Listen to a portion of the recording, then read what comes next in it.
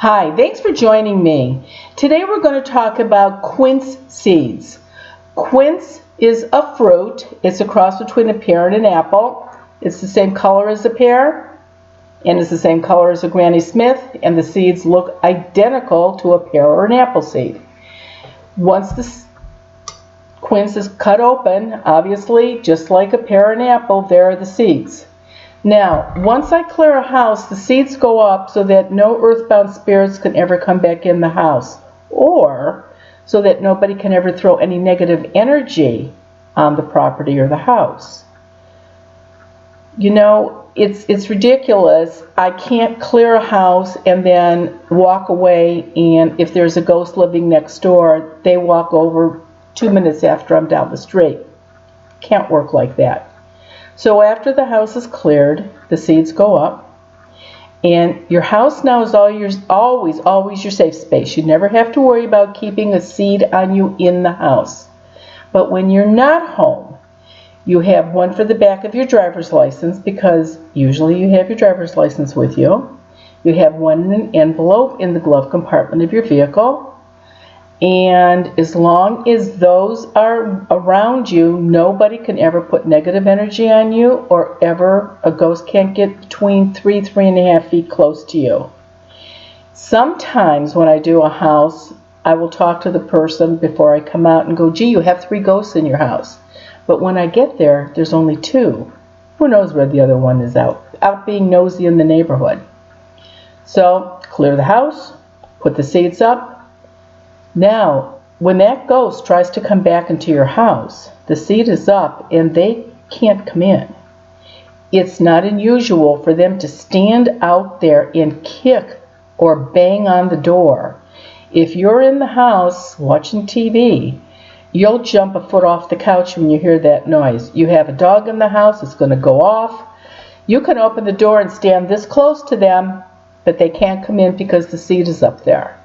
The interesting thing is, this quince that I just cut in half, I can take those seeds out and I can put them up, but they're not going to do any good. All of my quince seeds come from relatives in Italy, and they do some kind of energy work with them. I have no clue what they do. All I know is that they work. And my grandmother, 100 years ago, her relatives, this is what they used. Luckily, because they go above doors and above fireplaces, they're so tiny, they can hide up there pretty good. Nobody knows about it. Coming from Italy, they could have been olive pits, and we really would have had a problem. Now, the seeds are available in charms, because sometimes people lose them, and sometimes they like to wear a charm with the seed in it. That's fine. If you've got ghosts around your house that don't like your animals, your dogs. You know, if a person was alive and they weren't a dog person or an animal person, they're not going to become one once they die. So they can be pretty mean to animals sometimes. And if the animal's in the house is protected, not a problem. But when the dog has to go out to potty, if somebody's out there, it can mess with them. I've already had ghosts open up gates to backyards where the poor dog has run out and gotten hit by a car. So you don't want anybody messing with your animals either. So a lot of people will actually get one of the charms and put it on their dog's collar. If I do your house, I give you the loose seeds, and you can take, masking tape and put it around the dog's collar. I don't give it to children. Usually until they're 16, driver's license, or they're working. Then I will give them a seed to carry on them. The exception, and there's always an exception, the exception is if you've got your children for 3 days a week and they go to the ex's house for 4 days and then you get them for 4. If the kids are going back and forth, your house is secure. I have no idea what's going on at the ex's house. So sometimes it's really important just to hide one of these little seeds in maybe their backpack or in a pair of their shoes, so that if mommy or daddy's house, the ex, has something going on there, it will leave the child alone. The other thing that goes on is when you're not home, you don't want anybody around you. And there are certain lines of work, hospitals, nursing homes, dentist offices, airplanes, traveling, especially this time of year. You need to keep a seed on you at all times. If you're having any kind of a CT scan or an MRI or blood work at any kind of a medical facility, keep your seed on you. If there is a spirit standing right there, that is not going to be an accurate test. And that could be dangerous. You need to know what's wrong so it can be fixed. You don't need the doctor that keeps saying, there's nothing wrong with you.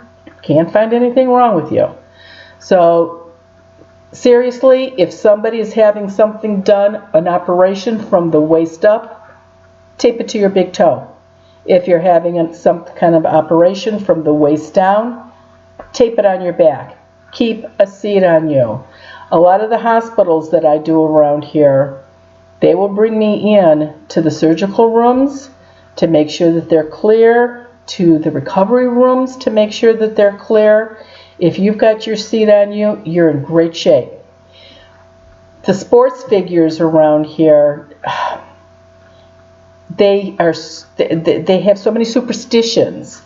And just think about it. Say that your uncle was a huge Browns fan, and he went to every game, season passes, everything, and he dies, and he doesn't cross over. Gosh, what do you think he's going to do? He's going to go hang out with the Browns, or he's going to go hang out with the Indians. You know what? The Cavs. Why not? Who's going to know he's there? But unfortunately, that can really hurt their performances when they play. So I try to keep a seed on them after I cleared them or got the negative energy off of them. But it was really hard. Their uniforms don't exactly have pockets in them. So there's a number of dentists that I know that will actually put the seed in one of your teeth. Obviously, they won't drill a healthy tooth, but they will. If you need a filling replaced or a cavity filled, the seed can go in your tooth. So that's pretty much all I can tell you about the quince. I know that a lot of people during the holidays cut them up and leave them out in bowls because they're very fragrant. They smell really nice.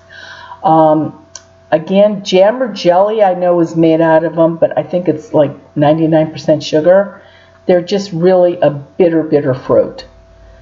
Next week, Wednesday, we're going to talk about dreams, spirits in your dreams, getting in your dreams, all of that. I'm really not an expert in that field, but I have some knowledge on it, so I will share it with you. Thank you, and have a great evening.